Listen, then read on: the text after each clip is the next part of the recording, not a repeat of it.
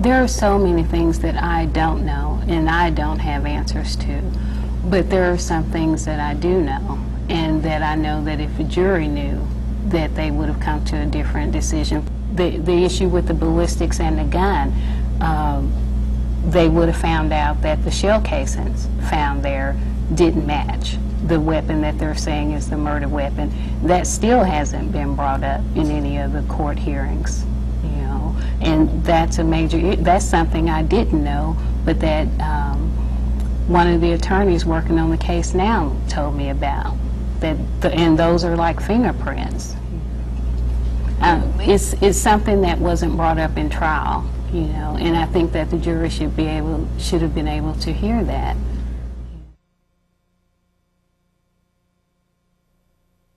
Mock has already said he was tired, he didn't want to take the case. So he didn't even look, I don't even think he looked at the police report. One of my neighbors said they heard gunshots at 7:30. Why weren't they brought to testify in trial? I just saw that in the clemency report. I never knew that. That person should have been brought to trial to testify. That was something the defense was supposed to do and never did. What I know is that Sergeant Freeze told my father when he came to get me from my parents' house that there were 2 guns in the state's possession, and the gun that I had wasn't the murder weapon. He told my father I would be back for that reason. Ron Mock, when I was first arrested and began going to court, he told us that there were 2 guns in the state's evidence, and the gun that I had wasn't the murder weapon. As far as the ballistics test coming back, saying that the gun in the state's evidence is the murder weapon, I don't know. It may be, but what I know is that the gun I had the day that I left my apartment is not the murder weapon.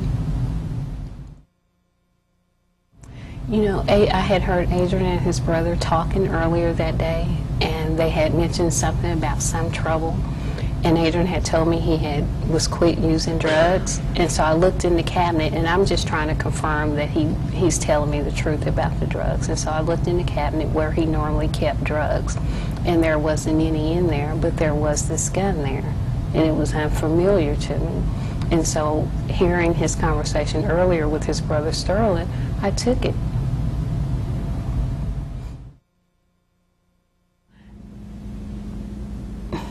The insurance had nothing to do with anything. I got that for a savings plan.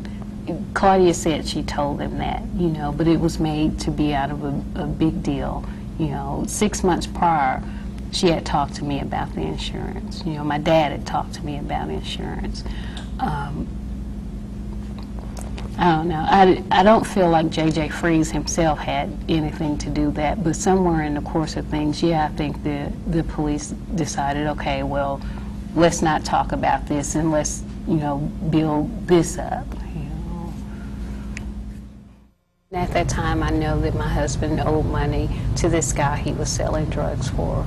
The guy is not a figment of my imagination. That was real. That was going on.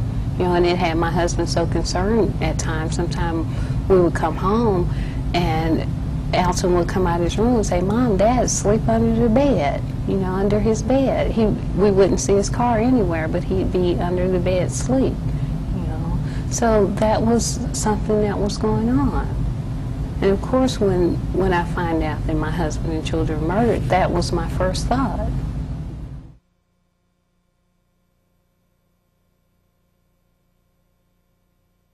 We were kids together, we got married, we had children together, and we were growing together. Adrian was a very loving person, sort of easily led by his older brother, but he was a very loving person.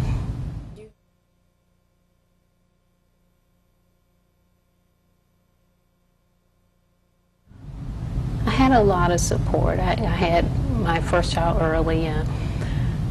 My parents were very disappointed in me, but they said, okay, this happened, don't make the mistake again, and they encouraged me to continue being a teenager because I was a teenager. but at the same time, they helped me to be a good mother to my son. And Adrian's mom and dad were very supportive, as was he. It must have been tough, so young. You know, it really wasn't, because I had my big sisters and my big brothers, and so my son had all these aunts and uncles around and grandparents. It really wasn't tough. I mean, and I don't say that to encourage teenage pregnancy. I think that I was very blessed to have the support that I did. Adrian hadn't been faithful in a marriage for several times, and on my part, after so many times, I thought, okay, well, I'm gonna do this and let him see how it feels, you know, and I did, and that wasn't a good thing on my part. So one of the things that I was going to fix is I wasn't going to do that anymore. Unfortunately, I had started a relationship with a guy that I'd gone to school with, and of course he was upset about that, and I wanted him to be, because I wanted him to feel what I had felt, you know. And when I say that I wanted to fix it, that's one of the things that I had done, is said cut that relationship off. And he said that he would quit doing, you know, quit running around, he would quit doing drugs, and he would quit doing illegal activity. And you believed you just... Yes, I did.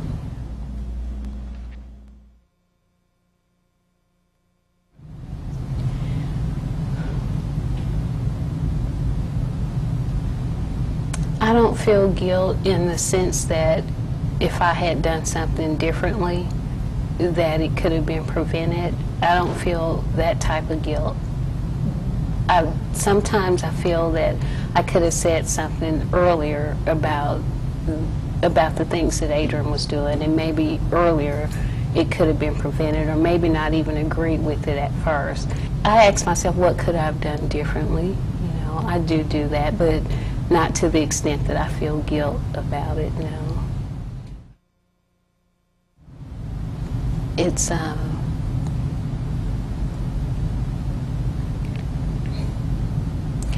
It's difficult being away from family anyway. I've always kind of been, with all of my brothers and sisters, I've always kind of been insulated, you know, and always had family around me, so it's been kind of hard not having that. And then under the cloud of guilt that I am, losing my husband and my children, that's been difficult. But I just take it one day at a time.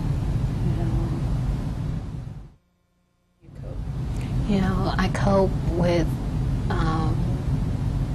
the support that I have, the love of my family and my friends that I have, the love that I have from my husband and my children, and just knowing my own innocence, that helps a lot. You know,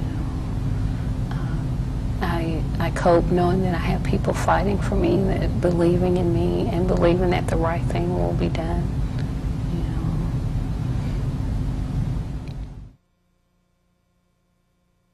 You know, I dream of being there for my parents. I just think about just being there with them in their old age, and, you know, my nieces and nephews and my brothers and sisters.